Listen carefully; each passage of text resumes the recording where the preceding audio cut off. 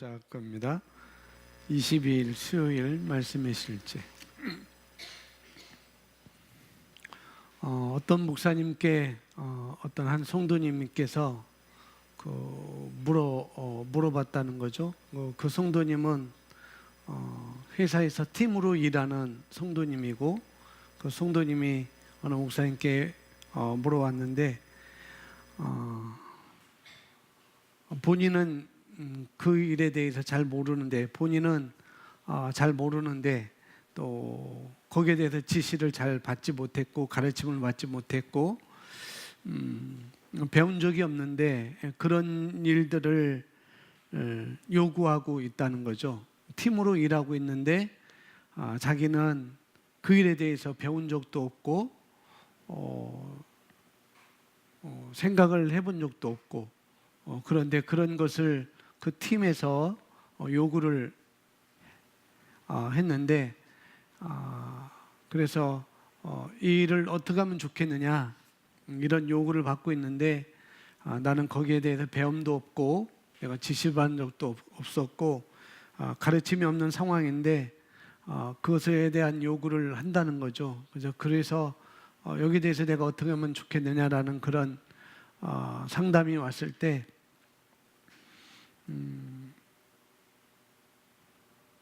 어떻게 해줘야 되는지 그래서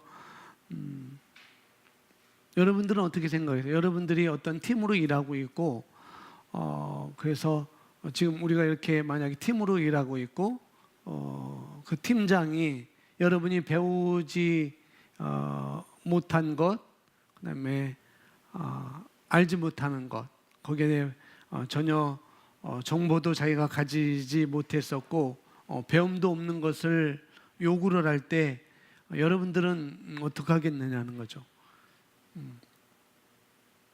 여기는 좀 안 좋은 곳이다 하고 내가 박차고 나올 것인가, 더 나은 것을 찾아서 내가 돌아다닐 것인가. 그렇게 얘기를 해줬답니다. 두 가지를 얘기를 해줬대요. 첫째는 뭐냐면은 개인으로서 그 성도님 개인으로서는 만약에 그런 모르는 일에 대해서 어떤 요구를 받았다고 한다고 한다면은 그런 기회가 주어졌다고 한다면은 이미 그 결과에 대해서 내가 모르고 있지만은 그에 대해 모르고 있지만은 하나는 늘 배우는 입장을 취하는 것이 마땅하다는 거죠. 내가 배운 적이 없고 누군가 나에게 가르쳐 준 적이 없는 것을 어떤 팀에서 나에게 요구를 할 때 내가 그 자리에서 박차고 나오는 것이 아니라 내가 배움을 갖는 거라는 거죠. 기회로 삼는 거라는 것, 배우는 입장을 취하는 것이 마땅하다라고 이렇게 말해줬다는 거죠. 개인적으로 그 성도님 개인으로는 이게 기회이니까 배울 수 있는 기회이니까 그것을 취하는 것이 마땅하다라고 이렇게 얘기를 해줬고, 왜 그러냐면은 그걸 내가 배우지 못했었고 알지 못했었는데 이런 기회로 말미암아 내가 그런 것을 배울 수 있다고 한다면은 개인적으로 성장할 수 있는 또 단계가 되지 않겠어요? 그래서 첫 번째는 왜 그걸 배워야 되는가? 배운 적도 없고 내가 안 적도 없는데 왜 배워야 되는가? 개인적으로는 그걸 내가 그런 기회를 내가 잡음으로 말미암아 내가 성장할 수 있는 기회가 된다는 거죠. 그렇게 말씀했고, 그래서 만약에 어떤 사람들이 어떤 세 사람이 인턴으로 회사에 들어갔어요. 회사에 인턴으로 들어갔는데 그러면 인턴으로 들어갔다고 한다면은 그 사람은 정규 직원이 되기 위해서 들어간 거잖아요. 정규 직원이 되기 위해서 들어갔는데 그런 기회에 인턴 사원으로 들어가는 거죠. 계속 인턴 사원으로 있기 위해서 그런 회사는 들어가지 않을 거예요. 여기에 일정 기간으로 배움을 갖는다면 분명히 정규 사원으로 올라갈 수 있기 때문에 그 회사를 들어가는 것이고 거기에 소속돼서 열심히 일하는 것이죠. 그런 기대가 있을 것입니다. 분명히. 그런데 직장 상사의 입장에서 누구를 정규 직원으로 뽑느냐는 거죠. 누구를. 인턴 3명이 있어요. 인턴 3명이 있는데 한 명은 인턴인데 인턴답지도 않게 일을 해요. 인턴인데 인턴답지도 않게 일하고, 또 한 명은 인턴인데 인턴답게 일하고, 그래요. 그런데 세 사람 중에 한 명은 똑같은 인턴이지만은 자기가 잘 모르는데도 마땅하고, 잘 모르는 게 마땅한데도 불구하고 정규직 사원처럼 일하는 사람이 있다는 거죠. 인턴인데도 불구하고 정규 직원처럼 일하는 사람이 있다는 거예요. 자기가 몰랐을 때도 알고자 하고, 자기가 정규 직원으로서 인턴으로서만 바라봤는데 자기가 정규 직원으로 몰랐을 때도 알고자 하고, 또 애를 쓰고, 또 그 다음에 그런 상황을 만나면은 배움을 갖는 거라는 거죠. 그런 내공들이 점점점 쌓이게 되는 거죠. 그런 내공들이. 그러면 그렇다고 하면 여러분이 차장이라고 한다면은 여러분 누구를 뽑겠느냐 하는 거죠. 여러분이 정규 직원이고 인턴이 3명이 있는데, 한 사람은 인턴인데도 인턴답지 않게 일하고, 한 사람이 인턴인데 인턴답게 일하고, 한 사람이 인턴이지만은 정규 직원처럼 일할 때에 누구를 뽑겠느냐는 거죠. 누구를 뽑겠어요? 정규 직원처럼, 인턴이지만은 정규 직원처럼 일하는 사람을 분명히 그 자리에 내정을 두겠죠. 똑같은 상황. 대리가 3명이 있어요. 대리가 3명이 있는데 이제는 이 차장이 이제 과장으로 올라갈 인사 발령이 나서 대리가 3명 있는데, 그 대리 3명 중에 한 사람은 대리인데도 대리답지 않게 일을 하고, 또 한 대리는 대리이지만은 대리답게 일을 하고, 또 한 사람은 대리이지만은 자기가 대리를 뛰어넘어서 자기가 그런 일을 한다고 할 때 자기하고 상관이 없지만은 그걸 연구하고 그걸 자기도 함께 한번 연구해보고 자기도 준비해보고 그런 대리가 있다고 한다면은, 그러면은 왕 차장이라는 분이 왕 과장으로 올라갈 때 그 자기의 차장 자리를 누구한테 내주겠느냐는 거죠. 누구를 그 차장 자리에 앉히겠느냐는 거죠. 똑같이 대리이지만은 대리의 그 일 이상으로 준비하고 프로젝트하고 연구하고 뛰는 사람을 그 자리에 놓지 않겠어요? 그래야 자기가 뽑은 사람을 또 그렇게 할 수가 있는 것이고, 그렇습니다.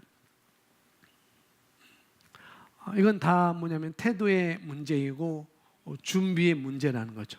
어떻게 내가 준비하고, 내가 알지 못하고 내가 배운 적도 없는데 그걸 하라고 요구할 때 내가 어떤 태도를 가질 것이고, 또 내가 어떤 준비를 내가 할 것이냐, 그런 거라는 거죠.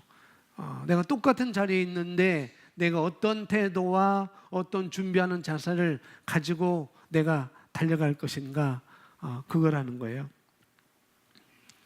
이것은 개인의 성장을 위해서 그렇게 마땅히 그렇게 해야 되는 것이고, 또 하나는 이 사람이 처음에 얘기할 때 팀으로 일한다고 그랬잖아요. 팀으로 일하기 때문에 내가 배움이 있든지 없든지 간에 내가 그것을 실수함으로 말미암아 나 개인의 실수가 아니고 팀의 실수라는 거죠. 그렇기 때문에 팀으로 일할 때 서로가 서로에 대한 책임을 갖는 것이 굉장히 중요하다는 것.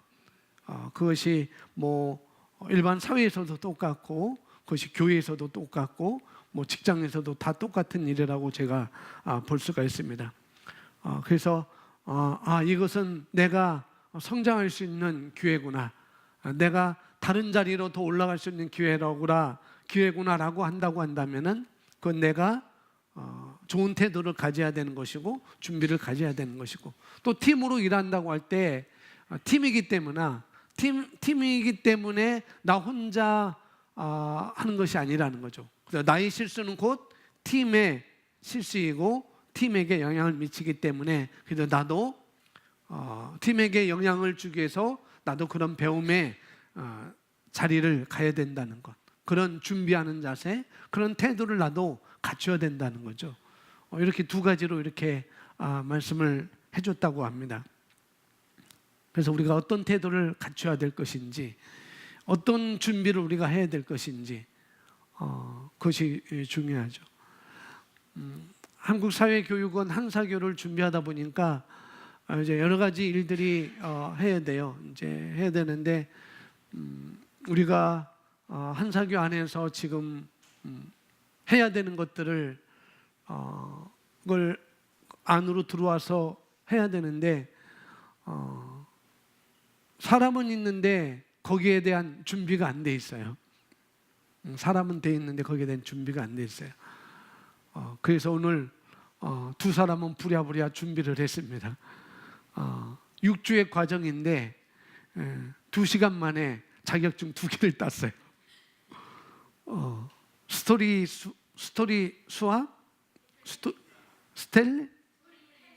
스토리텔리 수학하고 자기 주도 개발 학습하는 거, 그 자격증을 2시간 만에 땄어요. 또 한 사람은 이제 독서 지도를 정규 과정으로 보러 지도를 받으러 갈 거고, 똑같이 자기 주도 그거하고, 또 이제 한 사람은 따고 있는 과정이고 한 사람을 벌써 땄습니다. 뭔가를 하려고 할 때 우리가 준비가 돼야 된다는 거죠. 뭐든지 한사교를 하든지 여러분이 뭐를 하든지 거기에 대한 준비가 있어야 된다는 것. 내가 배움이 없지만은 그 배움이 없어도 거기에 대한 좋은 나의 태도가 있어야 된다고 제가 말씀을 드릴 수 있습니다. 오늘 말씀의 실제 추수에 집중하십시오죠. 추수에 집중하십시오.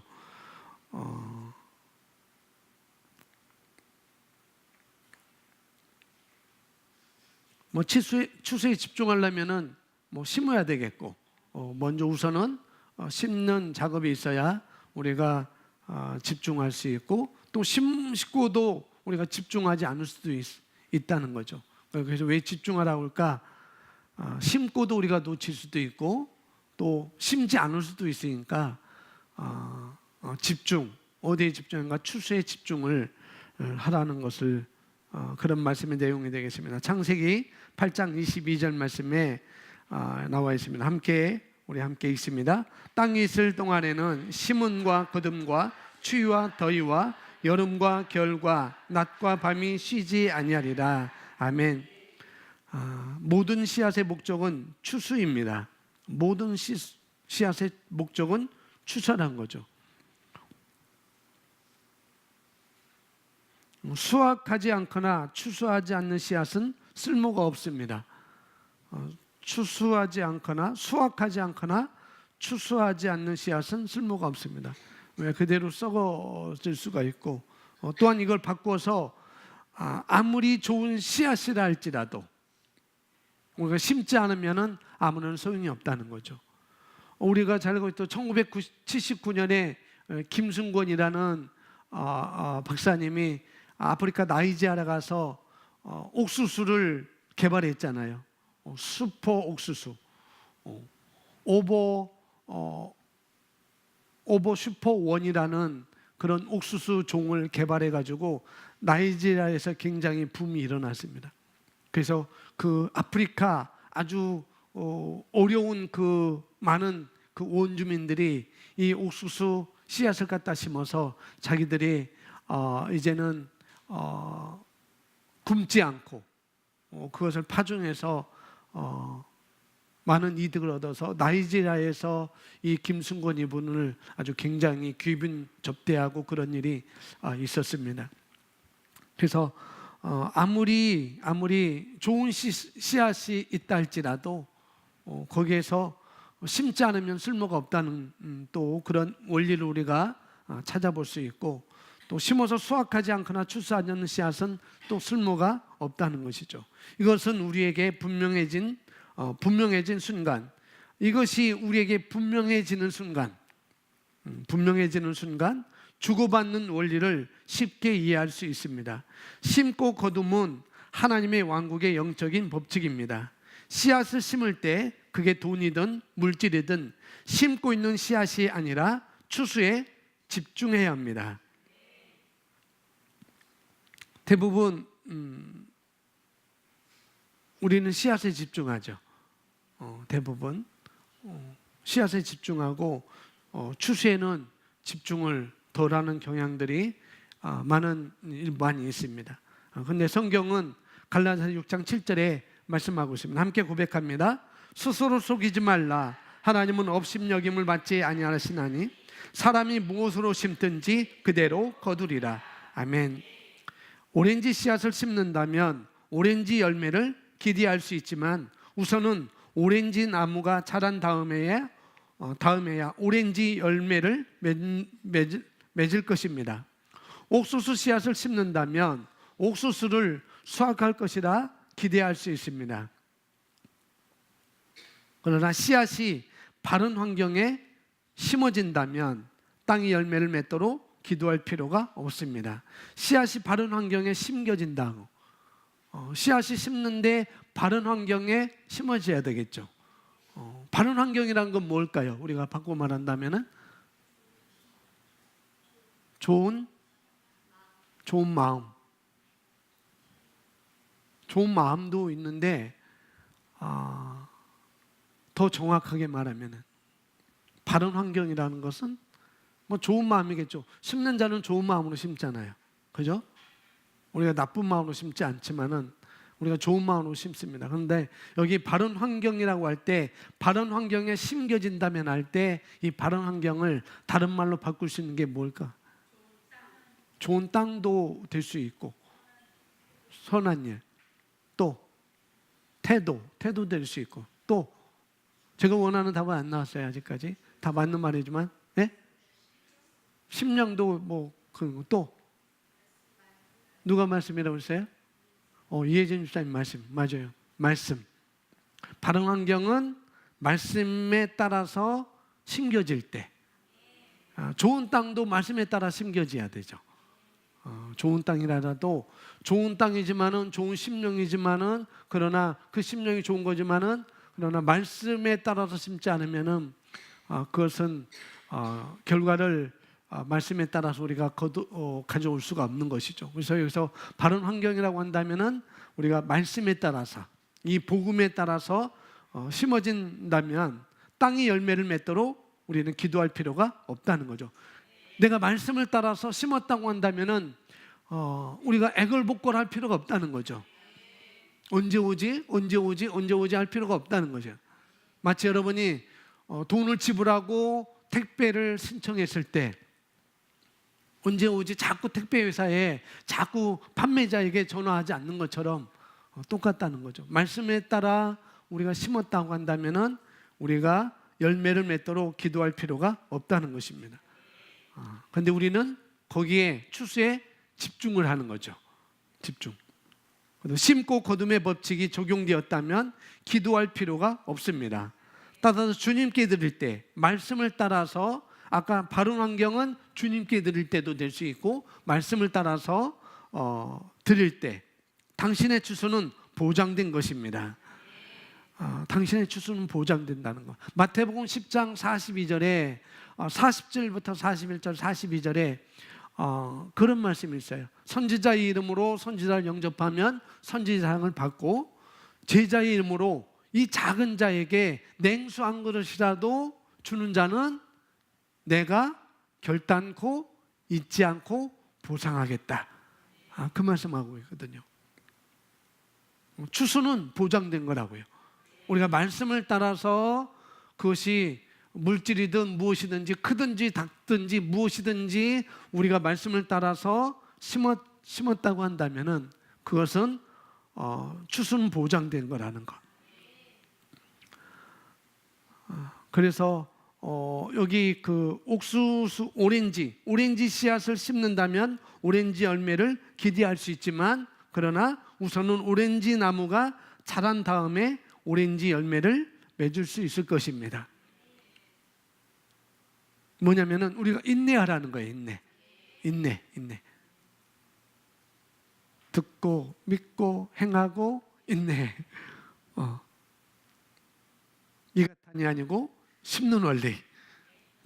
그래서 우리가 여기 심었다고 한다면은 우리가 인내가 또한 필요하다는 거죠. 말씀에 따라서 인내가 필요한 것입니다. 그래서 많은 사람들이 놓쳤던 부분이 바로 자신들이 주는 것은 반드시 거둔다는 사실에 집중하지 않았다는 것입니다. 우리가 주거나 심거나 할 때 그것이 물질이든 무엇이든지 간에 결코 손실로 생각한다든지, 이건 손실이야, 나에게 없어지는 거야 라고 이렇게 생각한다든지 부족해진다고 생각해서는 안 된다는 거죠. 먼저 우리가 이것을 가져야 됩니다. 이건 나에게 있어서 손실이야. 또 이걸 내가 이렇게 심음으로 나에게는 부족해지는 거야 라고, 그런 우리가 원리로 생각해서는 안 된다는 거죠. 얼마가 남는지를 생각하며 또 육신적으로 계산한 사람들이 또 우리가 또 할 수도 있다는 거죠. 근데 우리는 그렇지 않다는 거죠. 얼마가 남지? 내가 이걸 심으면 얼마 남지? 라고 계산하면서 생각하면서 육신적으로 계산하는 사람들이 또 있다는 것입니다. 또 그것도 우리는 또 우리가 추수를 집중하되 또 육신적으로 이렇게 계산해서는 또 안 된다는 거죠. 우리는 절대, 중요한 것은 우리가 하나님의 사고방식을 갖는 것입니다. 왕국의 원리, 하나님 나라의 원리를, 창조의 원리를 우리가 갖는 것이죠. 이어서 보시면은 사람들은 비록 추수는 확신하며 분명히 씨앗 자체보다 위대하고 많은 추수를 하는 것임에도 불구하고 추수를 기대하기보다는 씨앗으로 돈을 심고 그 씨앗에 대해 기도합니다. 씨앗이 한 알이어도 넉넉하게 거둘 수 있습니다. 씨앗이 한 알이라도 넉넉하게 거둘 수 있다는 것. 그래서 우리가 그리스도인으로서 우리가 잘 장착해야 되는 그런 원리라고 볼 수가 있습니다. 오늘 추수를 집중하는 것, 이것은 우리가 그리스도인으로서 잘 장착해야 되는 그런 원리라는 거죠. 우리 그리스도인의 삶의 방식이 바로 이거라는 거예요. 우리가 세상 살 때에는 그동안 우리가 이 복음을 모르고 그렇게 살 때는 우리가 마이너스 인생을 살았기 때문에, 다 마이너스 인생을 살았기 때문에 누군가 나에게 뭔가를 주면은 그것이 내게 뭐가 되는가? 플러스가 되기 때문에. 그렇죠? 우리가 마이너스 인생을 살 때는 누군가 나에게 주면은 그것이 나에게 플러스가 되기 때문에, 그것이 내가 받는 것만큼 더해지기 때문에, 그렇기 때문에 우리가 주는 것을 좋아하기보다는 받는 것을 좋아하는 삶을 우리가 오랫동안 살아왔다는 거죠. 왜요? 마이너스 인생을 우리가 살아왔기 때문에. 그래서 남이 주는 거 내가 더 받아야 내가 더 쌓여지는 것이고 내가 풍성해지는 것이고, 그렇게 우리가 우리의 삶을 살아왔다는 거죠. 그래서 주는 것을 좋아하기보다는 받는 것을 좋아했다는 것을 우리 오랫동안 살아왔습니다. 그러나 우리가 말씀에 따라서, 바른 환경에 말씀에 따라서 우리가 다시 우리 삶을 조정을 해야 되는 것입니다. 성경은 사람이 무엇으로 심든지 그대로 거둔다고 우리가 함께 읽었습니다. 사람은 무엇으로 심든지 그대로 거둔다. 이 말을 그러면은 내가 10을 심으면은 하나님 나에게 10을 주는가? 그게 아니라는 거죠. 내가 어떤 사람을 도와주면은, 내가 어떤 사람의 자녀를 도와주면은 그 도와준 그것을 내가 받게 된다는 것이지, 내가 10을 심으면은 하나님 나에게 10을 주는 하나님이 아니라는 것을 우리가 갈라디아서 6장은 우리가 알아야 되겠습니다. 그래서 내가 어떤 사역하는 사람을 돕고 있다고 한다면은 내가 만약에 나중에 사역하는 그런 자리로 갔을 때 내가 그런 사역의 도움을 내가 받을 수 있다는 것이지, 그런 말씀이 바로 갈라디아서 6장 7절의 말씀이 되겠습니다. 그래서 우리가 바로 추수에 집중하면서, 어디에 집중하면서? 추수에 집중하면서 우리는 심는 삶을 살아야 된다는 거죠. 그런데 오늘 이 말씀의 실제를 제가 보면서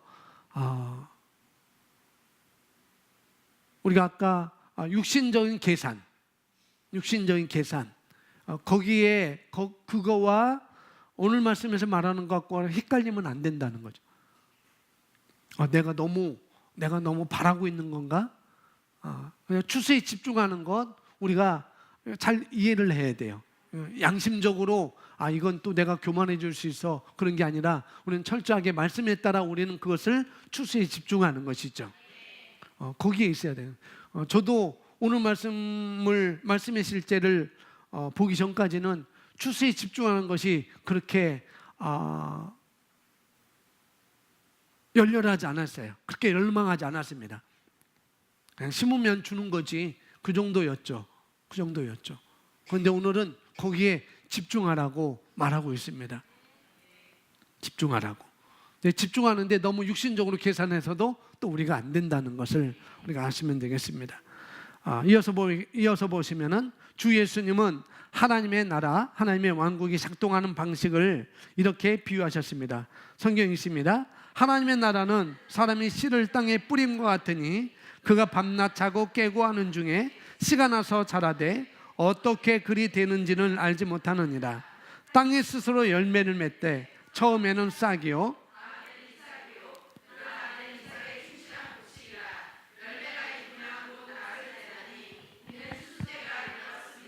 아멘. 땅이 스스로 열매를 맺되, 이것은 그 전 구절을 우리가 알아야 되겠죠. 씨를 땅에 뿌렸을 때 그 땅은 스스로 열매를 맺게 된다는 거죠. 왜? 심겨졌으니까. 근데 처음에는 뭐예요? 싹이고, 그 다음에는 이삭이고, 그 다음에는 이삭에 충실한 곡식이라. 그리고 열매가 익으면 곧을 낫을 때가 된다. 이 추수 때가 일어났느니라. 그래서 우리가 인내도, 여기서 인내도 또 이렇게 말씀하고 있고요. 그렇습니다. 이어서 보시면은 심거나 주는 일이 당신에게 이해하기 어려운 일이 되어서는 결코 안 됩니다. 마음에 추수하는 그림을 떠올리면서 확신과 기대를 가지고 씨앗을 심으십시오. 추수는 어떻게 될까라고 묻지 마십시오. 줄 때마다 당신은 취소할 수 없는 법칙을 작동시키므로 그 법칙에 따라 무엇을 주든지 여러 배로, 다시 말해 후히되어 꼭꼭 누르고 잘 흔들어서 넘치게 하여 되돌려받게 됩니다. 아멘. 거기 추수는 어떻게 될까라고 묻지 마십시오. 그 다음부터 우리 함께 읽어볼게요. 줄 때마다, 시작. 줄 때마다 당신은 취소할 수 없는 법칙을 작동시키므로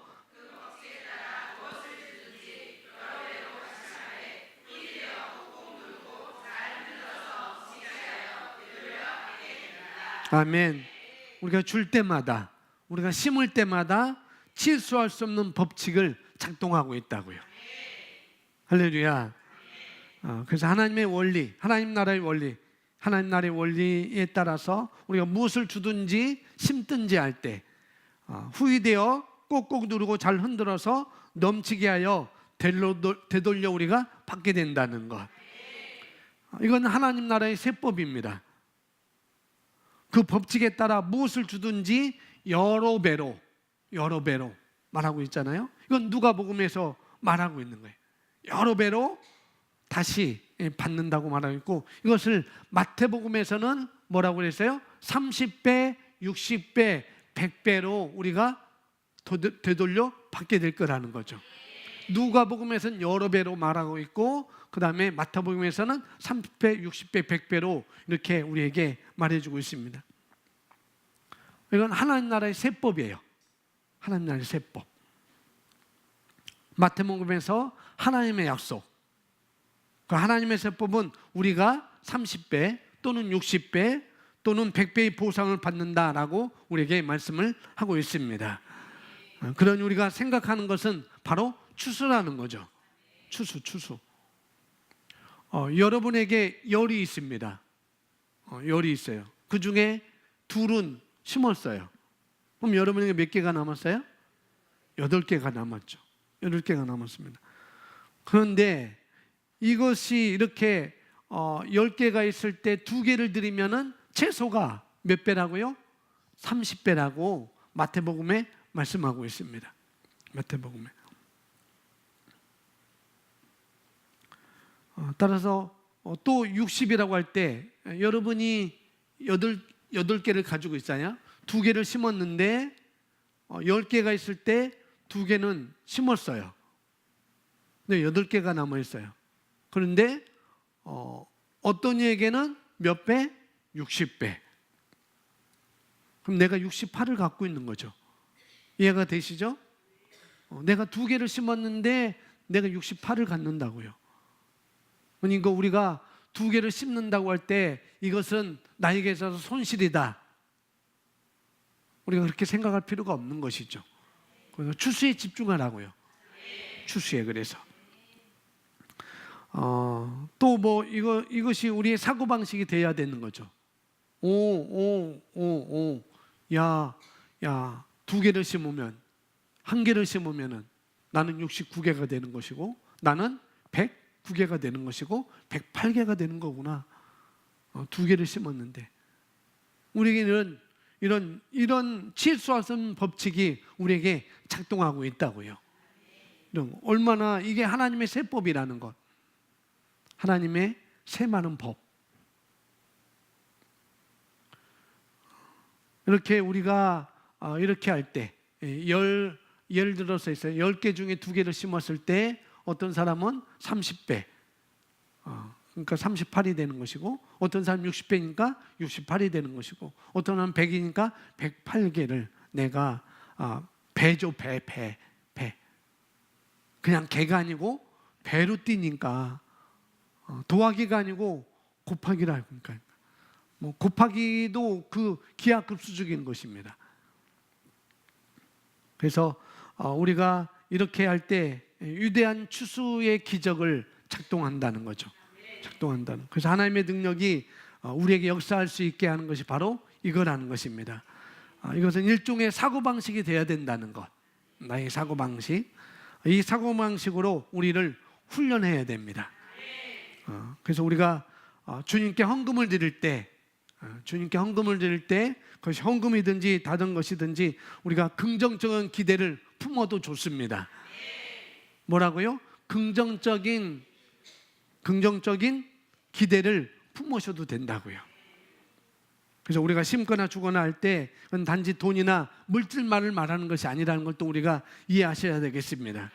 우리는 지식도 줄 수 있어요. 그죠? 지식도 줄 수 있고 또 우리가 가지고 있는 우리가 사랑도 줄 수 있습니다. 내가 가지고 있는 것 무엇이든지 간에 여러분의 시간도 줄 수 있고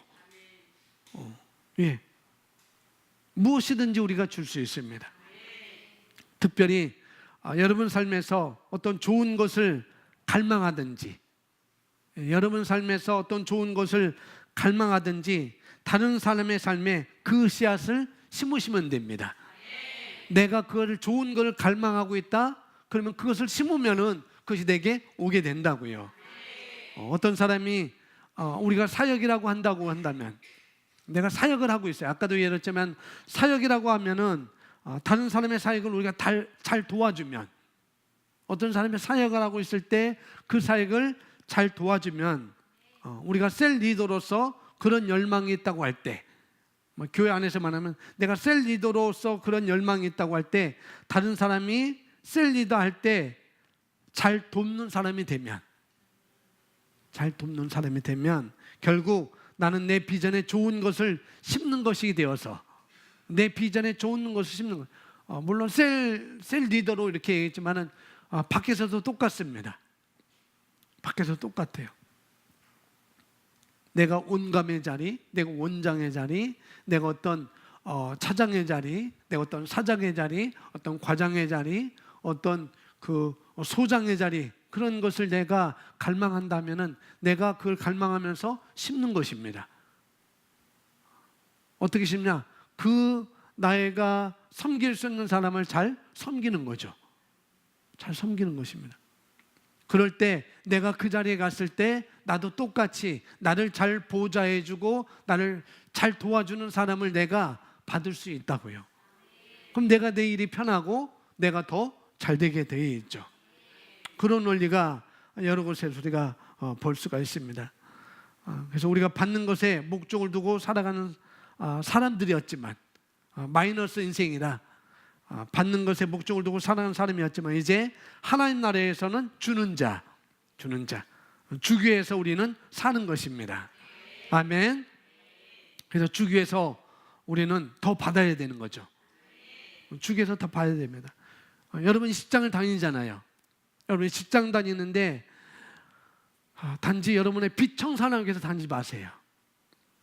내가 이 직장에서 내 빚 갚아야 되지, 내가 대출금 갚아야 되지, 아파트 대출금 갚아야 되지, 뭐 갚아야 되지, 뭐 갚아야지, 이런 사고방식으로 직장 다니지 마세요. 물론 그럴 수 있어요. 그러나 그것은 마이너스 인생을 사는 사람의 사고방식인 거예요. 우리는 뭐냐면은 벌어서 주는 자기 위해서, 주기 위해서 내가 직장을 다닌다.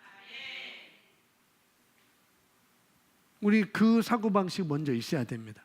물론 벌어서 대출금도 갚아야 되지만은 여기에 먼저 우리 사고방식이 되면은 결코 우리가 좋은 추수를 우리가 기대할 수가 없습니다. 정말 그래요. 정말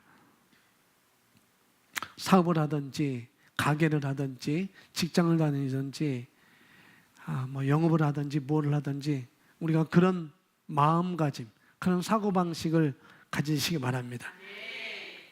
내가 150만 벌어서 이것 벌으면은 이 대출금 이렇게 갚을 수 있고 이렇게 받고 이렇게 갚을 수 있고, 그게 아니고 내가 이 돈 벌어서 조금 떼어서 내가 이 돈 벌어서 이렇게 떼어서 이것은 남을 섬기기 위해서 내가 써야 되겠구나. 그거 먼저 우리가 생각하는 거예요. 그것부터. 그럴 때 하나님이 기뻐하시는 것이고, 그럴 때 우리가 더 받게 되는 것이죠.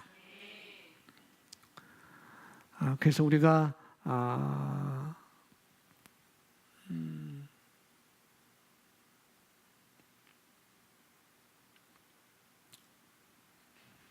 뭐 그런 경우는 과거에 우리가 뭐냐면은 모자라니까 그런 생각을 우리가 할 수가 있다는 거죠. 모자라니까. 그런 생각 안 해도 우리가 모자라요. 그런데도 불구하고 우리는 그런 생각하면 안 된다는 거죠. 그런 생각으로 내 모든 것이 사로잡히고 집중하면 안 된다는 것입니다. 그래서 우리가 뭐냐면은 공급이 우리가 언제일지 모르잖아요. 우리가 넉넉한 공급이 우리에게 언제일지 모르잖아요. 그런데 공급이 언제일지 모르기 때문에 우리가 어떤 생각을 갖는가, 쌓아놓아야 하기 때문이라고 우리가 생각한다는 거죠. 언제 내게 이렇게 공급이 주어질지 모르니까 현재 있는 것을 내가 쌓아놓아야 된다 라고 해서 받는 것을 좋아합니다. 그래서 쌓아놓아야 되지. 그렇게 해서 받는 것을 좋아합니다. 그러나 우리가 하나님 나라의 법칙 안에서는 하나님께서 지금도 살아계시고 영원히 살아계신 그분께 때문에 우리가 내가 쌓는 것보다 우리가 다른 사람에게 더 주기 위해서 받는 자로 우리는 기능을 해야 된다는 거예요. 아멘. 그래서 줄 기회가 있을 때마다, 심을 기회가 있을 때마다 흥분하십시오. 저도 여지까지 그러지 못했습니다. 여러분, 심을 때 흥분하라는 거예요. 여러분이 남에게 뭔가 줄 기회가 있을 때마다 흥분하시기 바랍니다. 할렐루야. 왜요? 추수가 있기 때문에. 그래서 저는 흥분됩니다. 여러분, 27일 날 저는 또 심을 기회가 있었거든요. 제가 먼저 배를 먼저 눌렀습니다. 제가 1번으로 배를 눌러서 그래서 오늘 말씀 보면서 저는 흥분돼요. 옆에 분하고 우리 축복입니다. 심을 줄 기회가 있을 때마다 흥분하세요. 심을 기회가 있을 때마다 흥분하세요. 아멘. 정말 흥분하세요. 그럼 얼굴에 슬픈 기색이 없습니다. 그 부자 청년처럼 슬픈 기색이 없어요. 기뻐 뛰며 주를 보겠네. 찬송이 나오죠. 왜요? 이게 취소될 수 없는 작동이 되고 있으니 얼마나 감사해요. 하나님께서 고린도 후서 8장 9절에 이렇게 말해요. 주 예수 그리스도의 은혜를 너희가 알거냐. 부유하신 이로써 너희를 위하여 가난하게 되심은 그의 가난함으로 말미암아 너희를 부유하게 하려 하심이라. 먼저 우리의 사고방식이 이게 필요하다는 거죠. 나는 부유하다는 사고방식. 부유하신 분이, 그분이 누구예요? 예수님께서. 가난한 우리의 부유를 위해서 그분이 가난하게 되셨다는 것. 이게 성경 말씀입니다. 값을 치르신 것이죠. 값을. 그래서 그리스도인의 생득권입니다. 부요는 따라합니다. 부요는 그리스도의 생득권입니다. 부요는 나의 생득권입니다. 아멘. 근데 우리가 여기 이 단계에서 끝나지 않고 그래 부요는 나의 생득권이야. 내가 부유한 건 나의 생득권이야. 추수는 나의 생득권이야. 여기서 끝나지 않고 우리가 이 말씀으로만 끝나지 않고 그래서 고린도후서 9장 8절로 우리가 다음 단계로 나가야 되는 거죠. 가난하신 분이 부유하신 분이 가난한 나를 위해서 가난하게 계셨고 나를 부유케 하셨구나. 여기서 우리가 끝나는 게 아니고 또 우리 다음 단계는 뭐냐면 항상 모든 상황에서 고린도후서 9장 8절에 이렇게 말합니다. 항상 모든 상황에서 모든 일이든지 우리가 선한 일과 구제하는데 부족함이 없도록 우리에게 부어주신다고요. 넘치게 해주신다고요. 결국 우리는 쌓는 자로 부유한 자로만 남아있는 게 아니고 그 부유함을 선한 일을 위해서 우리가 심는 삶으로 주는 삶으로 살기 위해서 말씀하고 있어요. 8장에서는 너희가 부유한 자가 되었다라고 말하고 있고 넘어가서 9장에서는 너희가 부유한 자가 됐으니까 쌓아놓지만 말고 이제는 선한을 위해서 구제를 위해서 너희가 그 일을 해야 되지 않겠니? 그러면서 그럴 때마다 너에게 모든 일마다 넘치게 하신다고 또 말씀하고 있습니다. 우리는 그런 삶으로 나가야 되는 것이죠. 풍성하게 공급받을 수 있도록 하나님께서 넘치게 하시는 분이라는 것. 그렇게 하는 것이 그 다음 단계의 우리의 부유의 모습이라는 거죠. 주는 자의 모습이라는 것. 그런데 심는 자에게 주는 자에게 그것은 증가되는 것입니다. 우리가 심을 때 모든 것은 우리에게 증가된다고요. 30배, 60배, 100배 증가된다는 거죠. 그러니까 우리가 먼저는 고린도 후서 8장 9절 내가 부유하구나. 내가 없어도 먼저 부요의 의식을 우리가 가져야 된다는 것. 나는 부요한 생득권은 부요는 나의 생득권이야. 먼저 그런 의식을 그런 사고방식을 내가 가진 다음에 그 다음에 내가 이렇게 가졌으니까 나는 이제 나만을 위해서 쌓는 인생을 사는 것이 아니라 이제는 선한을 위해서 구제를 위해서 주는 삶을 내가 살아야 되는구나. 그러면은 또 하나님 거기서 멈추지 않고 계속 우리에게 추수의 작동을 시키시는 추수를 우리에게 주시는 하나님이라는 것. 그걸 우리가 알아야 된다는 거죠. 그래서 우리가 투자할 수 있는 우리가 헌신할 수 있는 내가 투자할 수 있고 내가 헌신할 수 있는 그런 목적을 따라 우리가 그 다음 단계로 우리가 나가야 된다는 거죠. 그래서 우리는 추수에 집중하시고 심을 때마다 우리는 이제 흥분하시기 바랍니다. 그렇게 하셔도 돼요. 그래서 저는 흥분할 겁니다. 흥분한다는 건 기뻐한다는 것이고 기대한다는 것이고, 그런 삶을 사시기 바랍니다. 그것이 적게든 많게든 그건 관계없습니다. 그것이 물질이든 헌금이든, 그것이 시간이든 기회든 사랑이든 지식이든 관계없어요.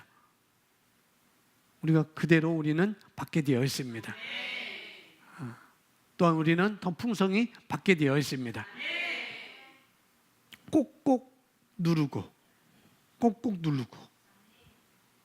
후이 돼서 꼭꼭 누르고 잘 흔들어 넘치게 하여 되돌려 받게 됩니다. 저는 이 말씀을 정말 잘 알아요.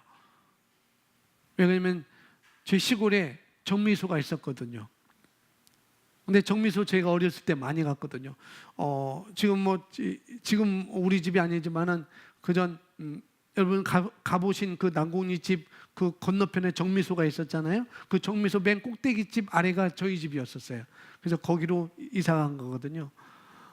거기 정미소 있을 때 거기서 살 때 정미소 가면은 항상 그 정미소 우리 아저씨였는데 저희 어머니의 친척이었어요.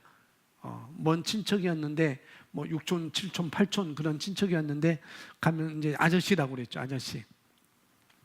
가면은 그분이 꼭 그래요. 막 말을 그 나무 말 아시죠? 말에다가 쌀을 막 가서 쌀 사러 온 사람들에 막 이렇게 해가지고 어떻게 하냐면 막 양쪽 손잡이 막 흔들어요. 막 흔들으면은 이게 이렇게 쌀이 툭 들어가요. 떨어지는 것도 있지만. 그리고 또 올려요. 또 올리고 꾹꾹 내리고 꾹꾹 누르고. 어떤 시장에 가면은 말을 싹 해서 여기에 싹 해서 그렇게 주지만은 그 정미소는 그렇게 수북히 피라미드 만들어서 한 마리요 하고 또 주고 두 마리요 하고 이렇게 쌀을 팔아서 정미소 주었어요. 그래서 누가복음 6장 38절에 이거구나. 그래서 하나님의 이 주는 방식을 저는 너무나 기대합니다. 여러분도 기대하시기 바랍니다. 할렐루야. 우리 기도 내용이 있습니다. 기도 내용 사랑하는 아버지 시작.